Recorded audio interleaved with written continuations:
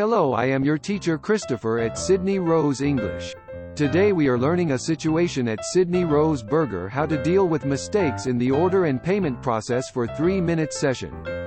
Are you ready? Let's go. Hello, sir. That will be $12.50. Alright, here you go. Thank you. And here's your change, $7.50. Wait a minute, I think you made a mistake. My bill was only $9.50. Oh, I'm sorry about that. Let me check the order. I see what happened. We accidentally charged you for the deluxe burger instead of the regular burger. Yeah, that's right. Can I get a refund for the difference? Absolutely.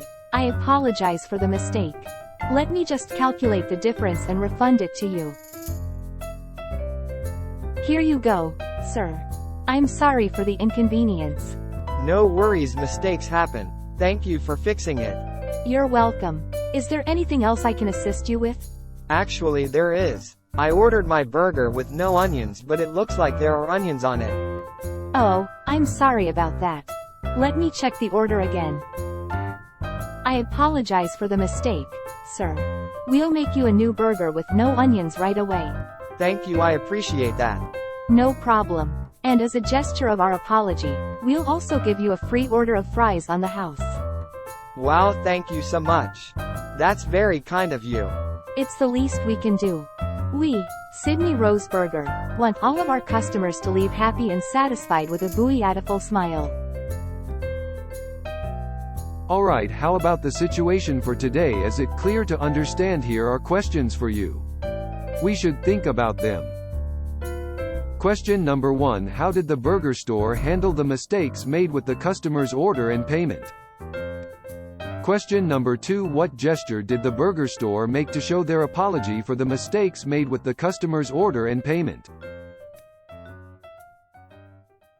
In today's English lesson, we learned about a customer's experience at a burger store and how the store handled mistakes in the order and payment process. We saw how the cashier acknowledged and apologized for the mistakes and made things right. Remember, effective communication is key in any situation. So it's important to stay calm, polite, and clear when communicating with restaurant staff and customers.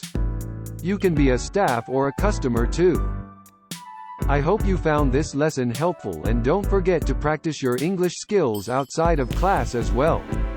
We hope you'll continue to support us and find these videos helpful for your English studies. And don't forget to push thumbs up, like, subscribe, and alarming button if you love our lesson. Thank you. I am your teacher Christopher at Sydney Rose English. See you next